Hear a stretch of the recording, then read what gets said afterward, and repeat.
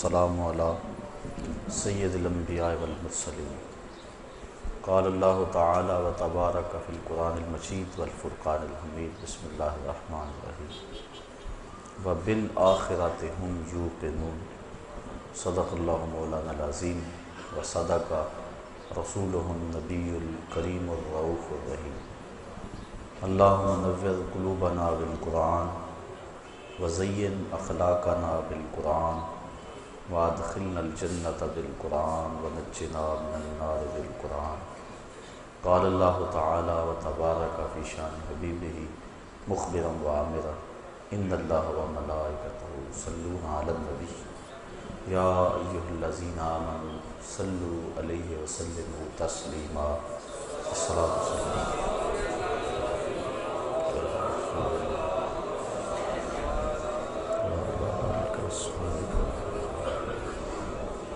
السلام علیکم یا رسول اللہ وعلی آلک واصحابک یا رحمت العاشقین۔ تمام حمد و ثنا، تعریف و توصیف اللہ جل مجدہ الکریم کی ذات پاک کے لیے جو خالق کائنات بھی ہے اور مالک شخصیات بھی۔ اللہ جل وعلا کی حمد و ثنا کے بعد حضور نبی اکرم شفیع امم رسول محتشم نبی مکرم اللہ کے پیارے امت کے سہارے رب کے محبوب دانائے غیور مالک رقاب امم فخر عرب و عجم والی کون و مکان سیاہ لا مکان سید انس و جان سرور لالا رخاں نیر تاباں سرنشین مہوشاں ماہ خوباں شہنشاہ حسینہ تتمائے دوراں سر خیل زہرہ جمالاں جلوائے صبح ازل نور ذات لم یزل باعث تکوین عالم فخر آدم و بنی آدم نیر بدھا رازدار ما اوہا شاہد ما طغا صاحب علم نشرہ معصوم آمنہ احمد مجتبیٰ حضرت محمد مصطفیٰ صلی اللہ علیہ وسلم کے حضور ناس میں اپنی عقیدتوں ارادتوں اور محبتوں کا خراج پیش کرنے کے بعد واجب الاحترام ذوی الاحتشام برادران اسلام السلام علیکم ورحمۃ اللہ وبرکاتہ۔ پچھلے درس قرآن میں متقین کی صفات بیان کرتے ہوئے ان کا ایمان بالکتب بیان کیا گیا، متقین کی جو خوبی بیان فرمائی گئی اس کا تذکرہ ہوگا۔ وَبِالْآخِرَةِ هُمْ يُوقِنُونَ کہ وہ آخرت پر یقین رکھتے ہیں۔ یہ متقین کی ایک صفت ہے جس کا یہاں بیان ارشاد فرمایا گیا۔ وَبِالْآخِرَةِ هُمْ يُوقِنُونَ اور آخرت پر وہی یقین رکھتے ہیں۔ یہود اور نصارہ ان کے ہاں بھی آخرت کا تصور موجود ہے، بلکہ جو غیر الہامی دین ہیں ان میں بھی آخرت کا کچھ نہ کچھ تصور موجود ہے، آواگان کے نام سے ہو، تناسخ کے نام سے ہو یا کسی اور انداز سے آخرت کا تصور ہر قوم اور ہر دین دھرم میں موجود ہے۔ لیکن یہود و نصارہ نے آخرت کا جو تصور پیش کیا وہ ناقص ہے۔ یہ جو غیر الہامی مذاہب ہیں ان کا تو معاملہ الگ ہے، لیکن جو الہامی مذاہب ہیں ان کا تصور آخرت تو ایک جیسا ہونا چاہیے، لیکن تھا تو وہی آخرت کا تصور جو حقیقی طور پہ قرآن نے دیا، لیکن یہود نے اور نصارہ نے اپنی طرف سے اس میں ترمیم کر لی۔ مثال کے طور پہ یہودیوں نے یہ کہا کہ ہم جہنم میں نہیں جائیں گے اس لیے کہ ہم اولاد انبیاء ہیں، اور اگر ہم گئے بھی تو صرف 40 دن تک جہنم میں رہیں۔ اور وہ وہی 40 دن ہیں جب ہمارے آباء و اجداد نے بچڑے کی پرستش کی تھی، لہٰذا پہلے تو ہم جائیں گے نہیں، اور اگر گئے تو صرف لن تمسنا النار الا ایاما معدودہ، ہمیں آگ نہیں چھوئے گی مگر گنتی کے دن، یعنی وہ 40 دن۔ پرستش اور پوجا تو ان کے آباء و اجداد نے کی، تو ان کو یہ سزا کاہے کی؟ ایک بات۔ اور دوسری بات، یہ جو جرم کریں گے، یہ جو خطائیں اور غلطیاں کریں گے، اس کی انہیں سزا نہیں ہوگی۔ وہ کیوں؟ جو کیا ہے اس کی سزا نہیں ہوگی، اور جو نہیں کیا اس کی سزا ہوگی۔ تو عجیب قسم کا دین اور عجیب قسم کا عقیدہ انہوں نے اپنی خواہشات سے گھڑ لیا۔ عیسائیوں نے عقیدہ کفارہ گھڑا۔ عیسائی کہتے ہیں کہ حضرت عیسیٰ علیہ السلام کو بغیر کسی جرم کے سولی چڑھایا گیا۔ ہمارا عقیدہ یہ ہے حضرت عیسیٰ علیہ السلام کو نہ قتل کیا گیا اور نہ ان کو سولی چڑھایا گیا، بلکہ سلامتی کے ساتھ آسمان کی طرف اٹھا لیا گیا۔ قرآن مجید نے اسی چیز کو وضاحت کے ساتھ بیان فرما دیا۔ عیسائی کہتے ہیں ان کو سولی چڑھایا گیا، ان کو پھانسی دی گئی، صلیب پہ لٹکا دیا گیا۔ تو چونکہ ان کا قصور کوئی نہیں تھا، انہوں نے جرم کوئی نہیں کیا تھا کہ جس کی سزا میں ان کے ساتھ یہ سلوک کیا جاتا، تو قیامت تک جتنے بھی آنے والے عیسائی ہیں، اب وہ حضرت عیسیٰ علیہ السلام کے بغیر کسی گناہ کے سولی پر چڑھ جانے کی وجہ سے وہ نجات پائیں گے، اور ہمارے نبی ہمارے حصے کی سزا بھگت چکے ہیں۔ جو نہیں کیا ناکردہ کی سزا پانے کے ساتھ ان کی امت کو یہ فائدہ پہنچا کہ اب قیامت تک عیسائی جو مرضی کرتے رہیں انہیں کچھ نہیں ہوگا، ان کا نبی ان کی سزا بھگت چکا ہے۔ یہ ہے ان کا عقیدہ کفارہ، جس نے گناہ میں ان کو دلیر کر دیا، جو مرضی کرتے پھرو تمہیں کچھ نہیں ہوگا۔ یہودیوں نے کہا کہ ہم نہیں جائیں گے، جہنم میں جائیں گے نہیں، اور اگر گئے بھی تو چند دن جائیں گے۔ اللہ تعالیٰ نے تردید فرمائی قرآن مجید کے اندر، ارشاد فرمایا کہ اگر تمہیں اس بات کا یقین ہے تو پھر مرنے کی آرزو کرو، اور ساتھ ہی فرمایا وَلَن يَتَمَنَّوْهُ أَبَدًا، یہ کبھی بھی مرنے کی آرزو نہیں کر سکتے۔ کیوں نہیں کر سکتے؟ کہ انہوں نے جو آگے بھیجا ہے انہیں پتہ ہے کہ ہم نے کیا کرتوتیں کی ہوئی ہیں۔ تو یہ اپنے نفس کو تسلی دینے کے لیے، خود فریبی کے لیے انہوں نے عقیدہ گھڑ لیا کہ ہم چونکہ اولاد انبیاء ہیں لہذا میں کچھ نہیں ہوگا، اور انہوں نے عقیدہ کفارہ گھڑ لیا۔ لہذا ان کا عقیدہ آخرت کا ناقص ہے، اور ان کا عقیدہ یہود کا وہ بھی آخرت کا ناقص ہے۔ اسلام نے جو عقیدہ دیا وہ صحیح ستھرا اور پاکیزہ عقیدہ دیا کہ جو تم کر رہے ہو لکھا جا رہا ہے، اللہ کے علم میں ہے، کرامن کاتبین الگ لکھ رہے ہیں، تمہارے اعضاء الگ گواہی دیں گے، اور ایک ایک چیز تمہارے سامنے اس دن آ جائے گی۔ بلکہ بندہ جب اپنی معمولی سے معمولی خطا کو بھی دیکھے گا لکھا ہوا تو کہے گا ما لہذا الکتاب لا یغادر صغیرۃ ولا کبیرۃ الا احصاها، ہاں اس کتاب کو کیا ہو گیا، اس نے چھوٹی بڑی کوئی بات نہیں چھوڑی، سب کچھ لکھ دیا۔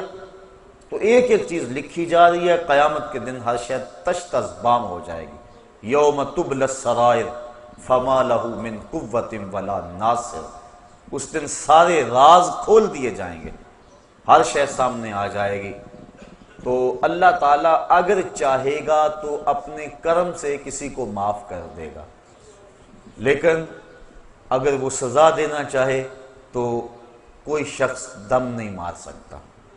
اس لیے اس دنیا کے اوپر انسان سے گناہ سرزد ہو جائیں تو وہ توبہ کرے، توبہ سے گناہ ختم ہو جاتے ہیں، مٹ جاتے ہیں، بلکہ گناہ نیکیوں میں بدل جاتے ہیں۔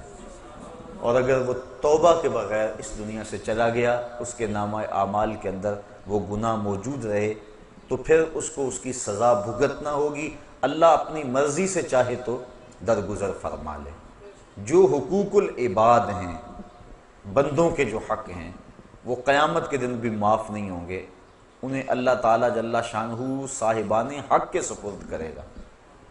اور اگر کسی نے کسی کے 2 پیسے بھی دبا لیے ہوئے ظلماً، تو 700 با جماعت نماز اس کے بدلے میں لے لی جائے گی۔ تو ہم دیکھیں کہ ہم کیا کر رہے ہیں اور کس جگہ پہ کھڑے ہیں اور اپنا کیا دھرا کیسے برباد کر رہے ہیں۔ تو عقیدہ آخرت جو اسلام نے دیا ہے اس سے بچنے کی امید بھی ہے، پکڑے جانے کا اندیشہ بھی ہے، لہٰذا بندہ اپنا احتساب رکھے اور قدم پھونک پھونک کے رکھے اور اپنے معاملات کو صاف رکھے۔ ہمارے بنیادی عقائد جو ہیں وہ 3 ہیں: عقیدہ توحید، عقیدہ رسالت اور عقیدہ آخرت۔ عقیدہ توحید اللہ تعالیٰ جل شانہ کو واحد احد صمد بے نیاز یکتا ذات میں صفات میں ماننا۔ عقیدہ رسالت کا اقرار اور اللہ تعالیٰ کی طرف سے جو خلق خدا کی رہنمائی کا نظام ہے اس کو تسلیم کرنا۔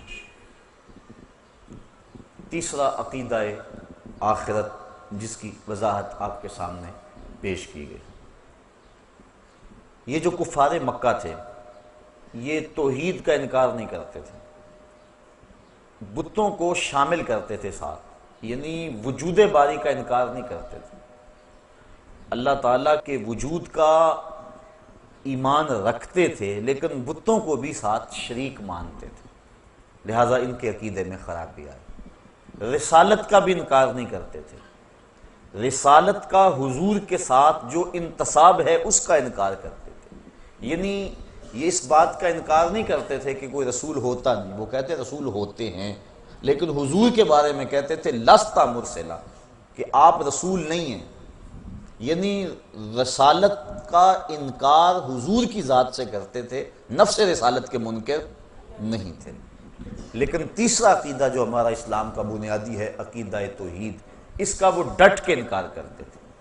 وہ کہتے تھے یہ بات سمجھ سے باہر ہے کہ جب ہم مر جائیں گے ہماری ہڈیاں جو ہے وہ خاک میں مل جائیں گی تو دوبارہ کیسے ہمیں زندہ کیا جائے گا، اس بات کا وہ ڈٹ کے انکار کرتے تھے۔ جتنی بھی مکی آیات ہیں آپ پڑھ لیں، اس میں عقیدہ آخرت کا اس بات زوردار انداز میں کیا گیا، عموماً مکی آیات کے اندر، چونکہ کفار آخرت کے عقیدے کا ڈٹ کے انکار کرتے تھے اور وہ کہتے تھے کہ یہ بات سمجھ سے باہر ہے۔ سورہ یاسین کے اندر اللہ تعالیٰ جل شانہ نے ان کے اس اعتراض کو بیان فرمایا، ارشاد ہوا وَضَرَبَ لَنَا مَثَلًا وَنَسِیَ خَلْقَهُ، اس کی مثال کہ جو اپنی خلقت کو، تخلیق کو بھول گیا، کیا کہتا ہے؟ قَالَ مَنْ يُحْيِي الْعِظَامَ وَهِيَ رَمِيمٌ، کہتا ہے ان ہڈیوں کو کون اٹھائے گا جب کہ یہ بوسیدہ ہو جائیں گی، جب خاک میں مل جائیں گی، گودے ختم ہو جائیں گے، ہڈیوں میں مٹی بھر جائے گی، تو ان ہڈیوں کو جوڑ کر دوبارہ انسان کیسے بنے گا؟ یہ وہ اعتراض کرتا ہے۔ قل قَالَ مَنْ يُحْيِي الْعِظَامَ وَهِيَ رَمِيمٌ، کہ کون ان ہڈیوں کو جوڑے گا جبکہ یہ بالکل بوسیدہ ہو جائیں گی؟ قل، اے حبیب آپ فرما دیجئے، یحییھا الذی انشأھا اول مرہ، ان ہڈیوں کو وہی جوڑے گا جب ہڈیاں بھی نہیں تھی جس نے انسان پیدا کر لیا۔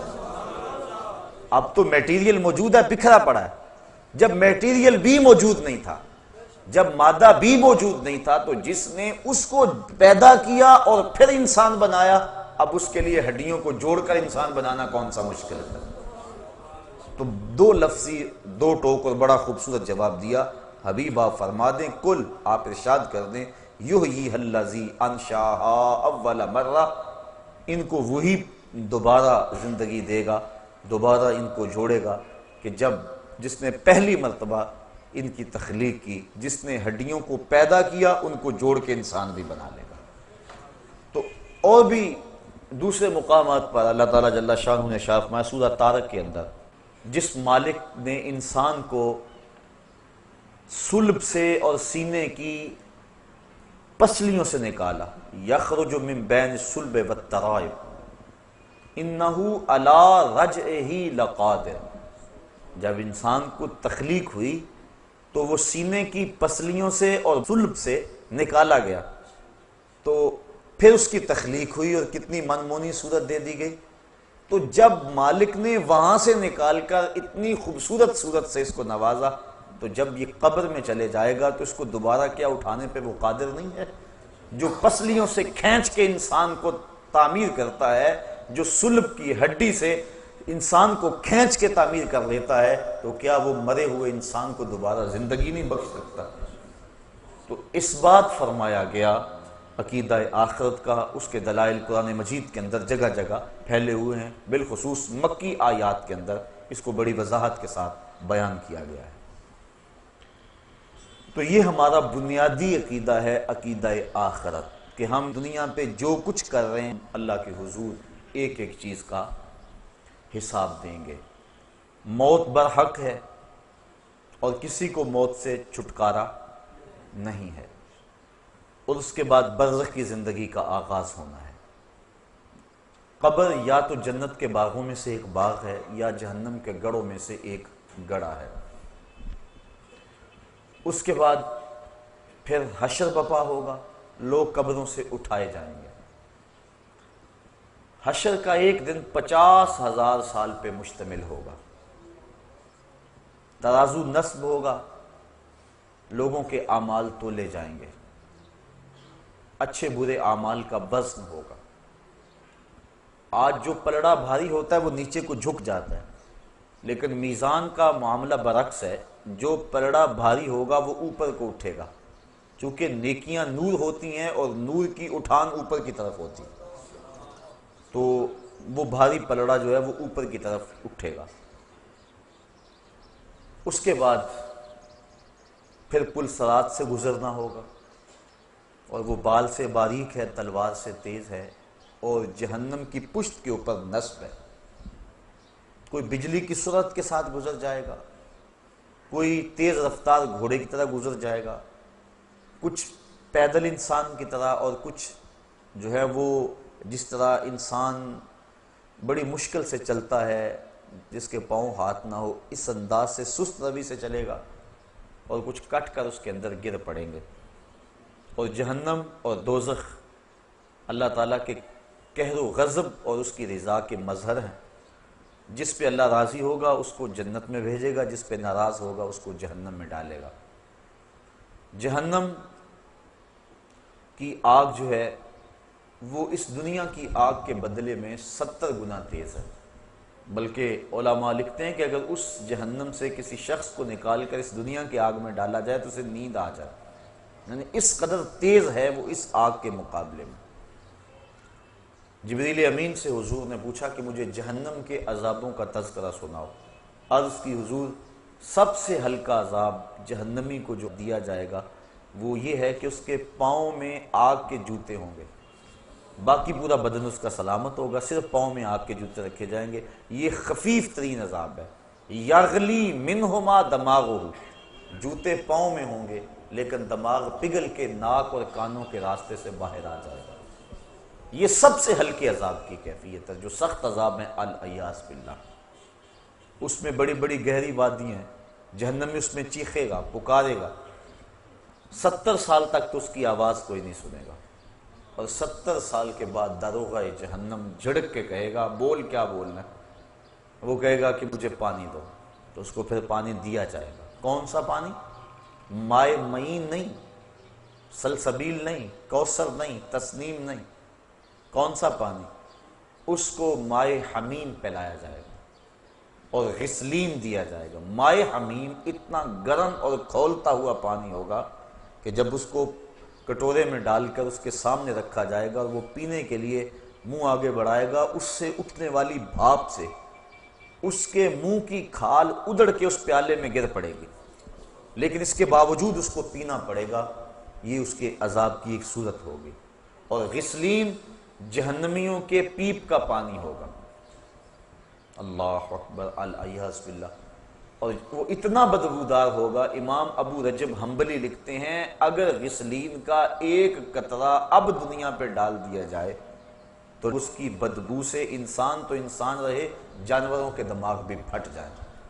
اور اس کو وہ پانی پینا ہوگا.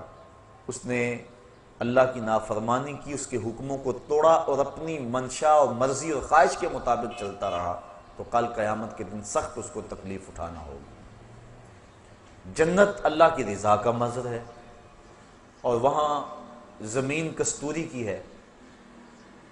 اللہ تعالیٰ جل شانہ نے اس کو رنگا رنگ باغوں سے سجایا ہوا ہے، مائے معین، کوثر، سلسبیل کی نہریں چلتی ہیں، دودھ کی نہریں چلتی ہیں۔ 500 سال کی مسافت پر اونچے اس کے درخت ہیں جن کے اوپر پھل لٹک رہے ہوں گے، اور جب جنتی آرزو کرے گا شاخ جھک کے منہ کے قریب آ جائے گا۔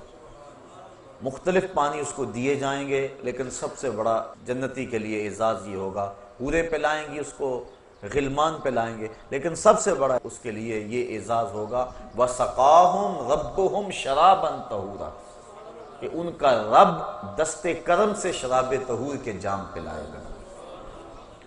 تو یہ ساری چیزیں آخرت سے متعلق ہیں۔ جہنم اور جنت، پلسرات، میدان حشر۔ میدان حشر کی سختیاں بھی بہت ساری بیان ہوئی کہ لوگ اپنے اپنے گناہوں کے سبب سے پسینے میں شرابور ہوں گے۔ حضور ارشاد فرمایا کہ لوگ قبروں سے برہنہ اٹھائے جائیں گے۔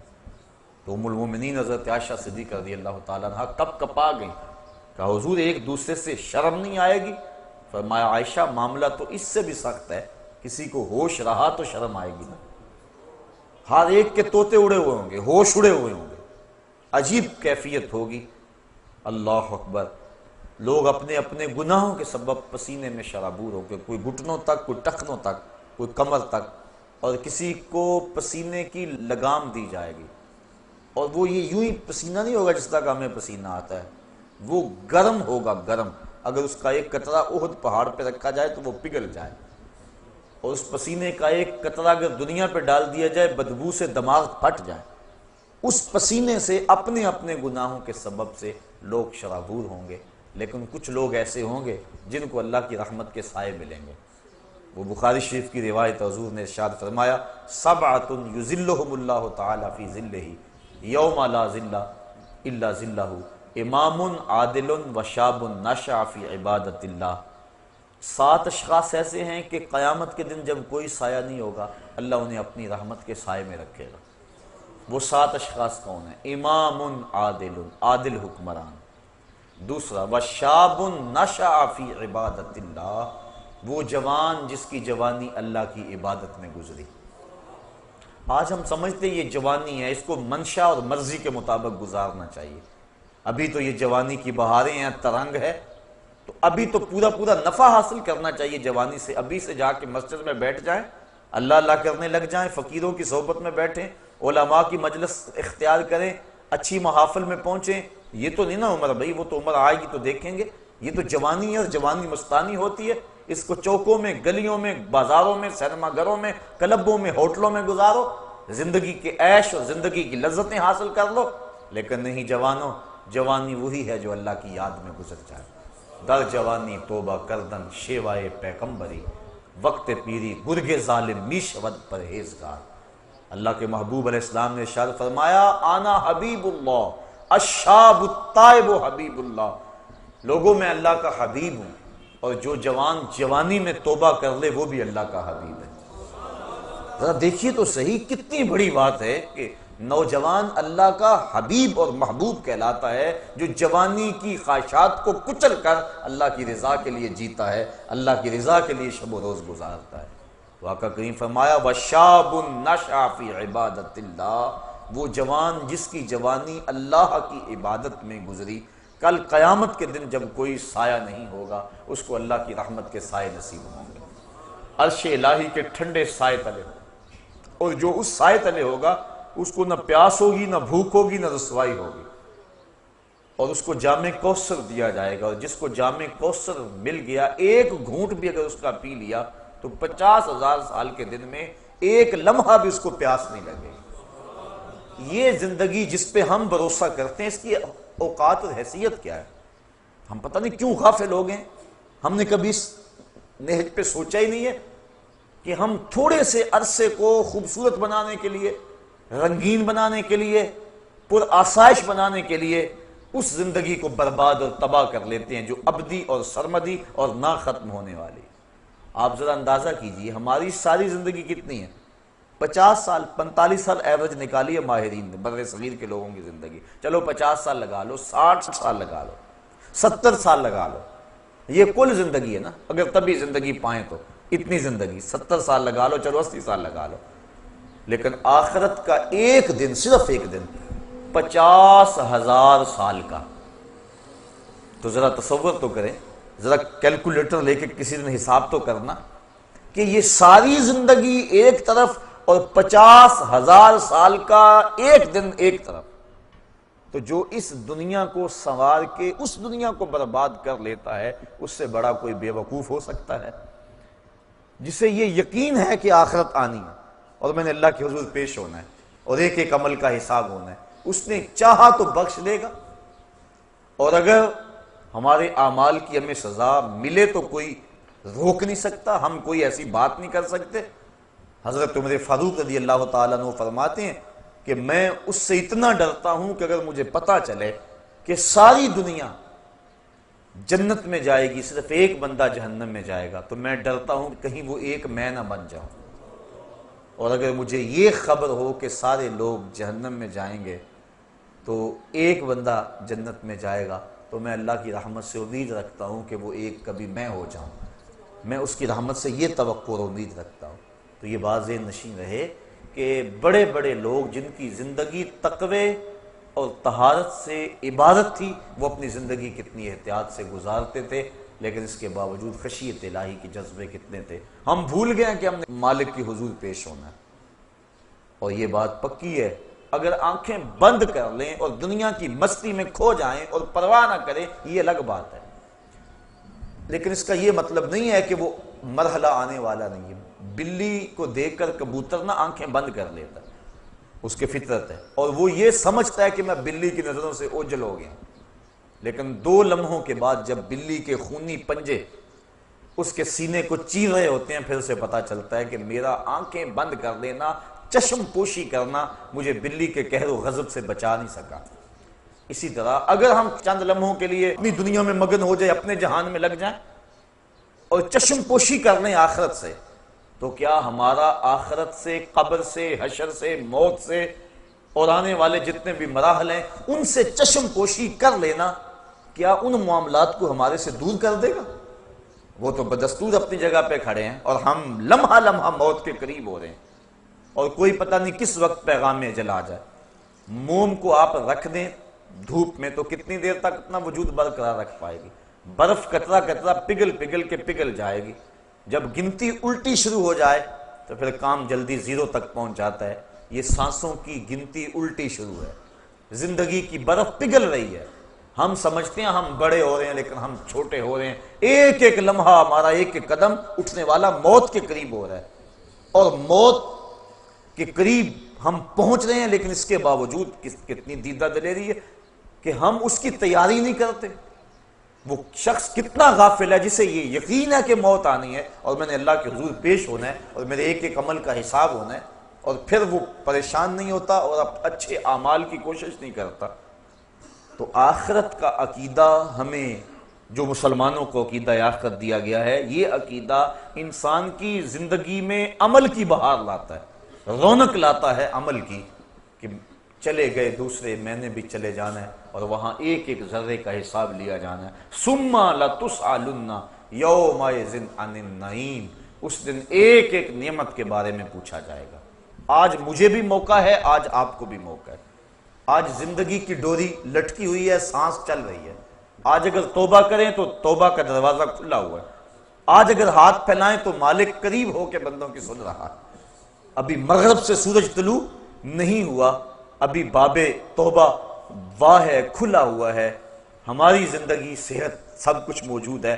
اب اگر ہم اس کے حضور توبہ کے آنسوؤں سے اپنے گناہوں کے دفتر میں لکھی ہوئی بدیوں کو مٹانے کی کوشش کریں تو وہ مٹ سکتی ہیں، بلکہ وہ نیکیوں میں بدل سکتی ہیں، چونکہ اللہ تعالیٰ نے قرآن مجید میں فرمایا ہم ان کے گناہوں کو نیکیوں میں تبدیل کر دیتے ہیں جو سچی توبہ کرتے ہیں۔ التائب من الذنب کمن لا ذنب لہ، گناہوں سے توبہ کرنے والا ایسا ہے جس طرح اس نے کوئی گناہ کیا ہوا ہی نہیں ہے، سارے گناہ اس کے مٹ جاتے ہیں، وہ ایسے پاک ہو جاتا ہے جس طرح ماں کے پیٹ سے اس نے جنم لیا ہو۔ یہ کتنی کرم نوازی، اگر ایسا موقع بھی نہ دیا جاتا، جو کر لیتے اس کی سزا ہو کے ہی رہنی ہے، پھر تو پھنس گئے تھے، مسئلہ بن گیا تھا۔ لیکن یہاں ہے تم نے جتنے مرضی گناہ کیے ہیں، آؤ مالک کی چوکھٹ پہ آ جاؤ، ندامت کا اظہار کرو، شرمسار ہو جاؤ اور ہاتھ پھیلا کے کہو مالک ہم سے غلطی ہوگی، ہم تجھے بھولے رہے، دنیا کی بھول بھلائیوں میں پھنسے رہے، ہمیں پتہ ہی نہیں کھتے تیرے حضور ہم نے پیش ہونا ہے، اور اس کا اذعان و یقین تو تھا، لیکن شیطان نے ایسی غفلت طاری کر دی کہ ہم سے کتنی خطائیں سازد ہوگی۔ اب دیکھ تیرے بندے پلٹ کے بالآخر تیری چوکھٹ پہ آ گیا نا، مالک تو کریم ہے، ہمیں معاف کر دے۔ اللہ تعالیٰ فرشتوں کو کہتا ہے میرے فرشتوں دیکھو یہ میرا بندہ بالآخر میرے در پہ ہی آیا ہے نا، تم گواہ ہو جاؤ میں نے اپنے اس بندے کی مغفرت فرما دی۔ آقا کریم صلی اللہ علیہ وسلم نے ارشاد فرمایا جب کوئی بندہ جنگل میں جا رہا ہو تو جنگل کے اندر اس کا اونٹ گم ہو جائے، جس کے اوپر اس کے کھانے کا سامان بھی تھا، اس کے پینے کا پانی بھی تھا، اور وہ سو گیا، اونٹ گم ہو گیا، اب وہ اٹھا دائیں بائیں دیکھا اونٹ نہیں مل رہا، صحرا ہے، اب اس کا کھانا بھی وہی پانی بھی وہی اسی اونٹ پہ، اب وہ موت کا انتظار کرنے لگا تھک ہار کے، اور اچانک اس کی آنکھ لگ گئی۔ پھر جب اس کی آنکھ کھلی تو اونٹ جو ہے وہ اس کے پاس کھڑا تھا، تو وہ بڑا خوش ہوا اور کہنے لگا اے اللہ میں تیرا رب اور تو میرا بندہ، کہنا تو یہ تھا نا کہ میں تیرا بندہ اور تو میرا رب، تو اس نے جلدی میں اور اس قدر سے خوشی ہوئی کہ خوشی سے مغلوب ہو گیا، اور اسے لفظ بھی یاد نہ رہے کہ میں کیا کہہ رہا ہوں، تو اس نے یہ کہہ دیا کہ اے میرے اللہ تو میرا بندہ اور میں تیرا رب، یعنی اس نے یہ خوشی سے کہا، اس قدر مغلوب ہو گیا۔ تو فرمایا کہ صحابہ اس بندے کو جب اونٹ مل گیا اور اس نے مغلوب ہو کے یہ بات کہی، بتاؤ اس کو اونٹ ملنے سے کتنی خوشی ہوئی؟ کہا کہ حضور بہت زیادہ۔ فرمایا جس قدر اونٹ ملنے سے اس کو خوشی ہوئی، جب بندہ توبہ کرتا ہے اللہ اس سے بھی زیادہ خوش ہوتا ہے۔ تو ذرا دیکھو تو صحیح، بلا جس نے جرم کیا ہوا ہو، جو بھاگا ہوا ہو، جب پلٹ کے آئے تو کیا حالت ہوتی ہے؟ باپ کے گھر سے بھاگا ہو یا ماں کے پاس سے بھاگا ہو، استاد سے بھاگا ہو یا تھانے سے بھاگا ہو، جیل خانہ سے بھاگ گیا ہو یا کسی اور جگہ سے بھاگ گیا ہو، بھاگا جب پلٹ کے آتا ہے تو اسے پتہ ہوتا ہے کہ میرے ساتھ کیا سلوک ہونے والا ہے، لیکن یہ ڈر ایسا ڈر ہے جب بھاگا ہوا پلٹ کے آتا ہے اللہ کی رحمت بڑھ کے اس کا استقبال کرتی ہے، میرے بندے تو واپس آ گیا ہے، تو اللہ تعالیٰ جل شانہ کی رحمتیں بڑھ کر اپنے اس بندے کا استقبال کرتی ہیں۔ تو اس عنوان سے بہت کچھ کہا جا سکتا ہے، میں یہی کہوں گا کہ آج موقع ہے، اللہ نے صحت دی ہے، اللہ نے جوانی دی ہے، اگر کوئی بڑھاپا ہے تو بڑھاپے میں بھی توبہ، اب تو وہ کیا کہتے ہیں سورج غروب ہونے کے قریب ہے، دیگرتے دن گیا محمد اوڑک نو ڈوب جانا، ویسے تو پتہ بچے بوڑھے جوان کا بھی نہیں ہے۔ حضرت امام غزالی فرماتے ہیں معاشرے میں ذرا نظر دوڑا کے دیکھو بچے زیادہ نظر آتے ہیں یا بوڑھے یا جوان؟ کہا تمہیں بچے زیادہ نظر آئیں گے، کہا اس کا مطلب یہ ہے کہ لوگ جوان کم ہوتے ہیں، زیادہ بچپن میں مر جاتے ہیں، تو میں پھر دیکھو جوان زیادہ ہیں یا بوڑھے زیادہ ہیں؟ کہا بوڑھے کم نظر آئیں گے، جوان زیادہ نظر آئیں گے، کہا اس کا مطلب یہ ہے کہ لوگ بڑھاپے تک کم پہنچتے ہیں، زیادہ لوگ جوانی میں موت کے منہ میں چلے جاتے ہیں، اور اگر کسی کو اللہ نے یہ مہلت دے دی کہ وہ بوڑھا ہو گیا تو پھر اس کو اب بڑھاپے میں بھی اپنے رب سے دور نہیں رہنا چاہیے، اور جوان کو جوانی کے لمحوں کو غنیمت سمجھنا چاہیے اور اپنے رب کی حضور رجوع لانا چاہیے، پچھلے گناہوں سے توبہ کرنا چاہیے، آخرت کا عقیدہ مضبوط سے مضبوط تر ہو اور اسے یقین ہو کہ میں نے اللہ کے حضور پیش ہونا ہے، اور یہ عقیدہ اور یہ اذعان و یقین اس کو آخرت کی سختیوں سے بچا سکتا ہے، اس کی زندگی میں انقلاب لا سکتا ہے۔ میں اور آپ تیزی کے ساتھ موت کی طرف بڑھ رہے ہیں، پوچھا گیا نا زندگی اور موت کے بارے میں کیا خیال ہے؟ عرض کی فجر کی نماز پڑھی ہے، پتہ نہیں ظہر پڑھیں گے یا کہ نہیں، کہا اتنی لمبی امیدیں لگائے بیٹھے ہو، کہا ظہر پڑھی ہے پتہ نہیں عصر پڑھیں گے یا کہ نہیں، کہا طول عمل کی بات کہی، کہا عصر پڑھی ہے پتہ نہیں مغرب پڑھ سکیں گے یا کہ نہیں، ایک نے بولا ایک رکعت پڑھی ہے، پتہ نہیں دوسری رکعتیں بھی پڑھیں گے کہ نہیں۔ فرمایا یہ سب کچھ تم کہتے ہو، میں تو یوں کہتا ہوں ایک طرف سلام پھیرا ہے، پتہ نہیں دوسری طرف سلام بھی پھیر سکیں گے یا کہ نہیں۔ اور آپ دیکھتے ہیں کہ اچانک ایک بندہ موت کے منہ میں چلا جاتا ہے، ہم سمجھتے یار یہی تو بھی تھا تھوڑی دیر قبل، لیکن اچانک موت دبوچ لیتی ہے۔ تو قبل اس سے کہ وہ وقت آن پہنچے اور کوئی حجت باقی نہ رہے، مجھے اور آپ کو اپنے اعمال کی اصلاح کر لینی چاہیے۔ اللہ تعالیٰ نے موقع دیا، بار بار توبہ کا موقع دیا، اور اس انداز سے پچھلی امتوں کو سہولت نہیں تھی جس انداز سے امت مصطفیٰ کو عطا کی گئی تھی۔ اور پھر دوسری بات یہ ہے کہ تھوڑا بھی عمل کرو گے، اس امت کو یہ اعزاز بخشا گیا ہے، تھوڑے عمل پہ بڑا اجر و ثواب رکھا گیا۔ آقا کریم فرمایا ایک بندہ فجر سے ظہر تک کام کرتا ہے، اس کو 1 درہم ملتا ہے۔ ایک ظہر سے عصر تک کام کرتا ہے، وقت تھوڑا، اس کو آدھا درہم ملنا چاہیے لیکن اس کو بھی 1 درہم ملتا ہے۔ اور ایک بندہ عصر سے مغرب تک کے وقت میں کام کرتا ہے، اس کا وقت اس سے بھی تھوڑا لیکن اس کو 2 درہم ملتے ہیں۔ فرمایا پہلی مثال یہود کی ہے، دوسری مثال نصارہ کی ہے، اور تیسری مثال میری امت کی ہے۔ تو کیسی لوٹ سے لگی ہوئی ہے، اور ہم کتنے محروم ہیں۔ ہم ان چیزوں کے پیچھے بھاگ رہے ہیں جو ہمارے لیے پیدا کی گئی تھی، جو ہماری خدمت کے لیے پیدا کی گئی تھی، اور جن کی تخلیق کا مقصد ہماری ضرورت کی کفالت کرنا تھا، اور ہم ان کے پیچھے بھاگ رہے ہیں۔ بچہ جب شکم مادر میں 120 دن کا ہوتا ہے، فرشتہ آ کے اس کا رزق لکھ جاتا ہے، تو جو لکھا گیا اس سے زائد 1 پیسہ بھی نہیں ملے گا، اور جب لکھا گیا اس سے قبل نہیں ملے گا۔ تو ہمارا یہ کام نہیں تھا جو ہم کر رہے ہیں، ہمارا کام تھا اپنے رب کو راضی کرتے اور اس آخرت کے دن کے لیے تیاری کرتے۔ ویسے ڈر تو رہتا ہے ہر شخص کو موت کا، امام غزالی فرماتے ہیں وہ بھی 3 طرح کا ڈر ہے۔ کچھ لوگ اس لیے ڈرتے ہیں کہ اگر میں مر گیا تو میری زندگی کی لذتیں چھن جائیں گی، اب تو میرا وقار ہے، مسند ہے، عہدہ ہے، شان و شوکت ہے، زندگی کی لذتیں ہیں، دوست احباب کا ماحول ہے، خوش گپیاں ہیں، اگر میں مر گیا تو یہ سب کچھ جاتا رہے گا، اس وجہ سے وہ موت سے ڈرتا ہے۔ یہ ڈر انسان کی زندگی میں عیش و عشرت کو بڑھا دیتا ہے۔ بابر بعیش کوش کے عالم دوبارہ نیست، بابر عیش کر لو کہ زندگی بار بار نہیں ملے گی۔ یہ ڈر مذموم ڈر ہے۔ کچھ لوگ موت سے اس لیے ڈرتے ہیں کہ اگر میں مر گیا تو میرے بوڑھے ماں باپ کا کیا بنے گا، میں تو گھر کا واحد کفیل ہوں، اور میرے ماں باپ کو اگر میری وفات کی اچانک خبر پہنچ جائے، بڑھاپے میں اب وہ ہیں، انہوں نے پالا پوسا جوان کیا، اب میرے سے نفع حاصل کرنے کے دن ہیں ان کے، اگر میں مر گیا تو ان کے دل پہ کیا بیتے گی، میرے بچے یتیم ہو جائیں گے، در در کے دھکے ان کا مقدر ہوں گے، میری بیوی بیوہ ہو جائے گی۔ وہ اس خیال سے ڈرتا ہے، میرے دوست کس صدمے میں 2-4 ہوں گے، وہ اس خیال سے تڑپ جاتا ہے، اور موت کا خوف اس کے دل میں آنا شروع ہو جاتا ہے، اور وہ رونے لگ جاتا ہے یا پریشان ہو جاتا ہے۔ یہ ڈر بھی انسان کی زندگی میں لالچ کو، ہوس کو بڑھا دیتا ہے، اکٹھے کر لو تاکہ بعد والے پریشان نہ ہو، جو کچھ آج کل ہے ہو رہا ہے۔ تیسرا ڈر امام غزالی فرماتے ہیں ایک مومن کا ڈر ہے، اور وہ سوچتا ہے اگر میں اچانک اب مر جاؤں تو میرے پلے کون سا نیک عمل ہے جو لے کر اللہ کے حضور پیش ہو سکوں گا، میرے پلے کمائی کون سی ہے۔ ماضی کو دیکھوں تو گناہوں سے لتھڑا پڑا، اعمال کا دفتر دیکھوں تو خالی، تو کون سی شے ہے میرے پلے، کس منہ سے جاؤں گا اپنے رب کے ہاں۔ حضرت سری سختی ایک بزرگ ہیں، حضرت جنید بغدادی کے شیخ اور ماموں لگتے ہیں رشتے میں، فرماتے ہیں میں تو اس بات سے ڈرتا ہوں کہ اپنے رب کا سامنا کیسے کروں گا، اس نے مجھے کیا دیا اور میں نے کیا کیا اس کے لیے۔ اور حضرت اقبال، علامہ اقبال کہتے ہیں میں تو اس بات سے ڈرتا ہوں کہ میں رسول کریم کا سامنا کیسے کروں گا۔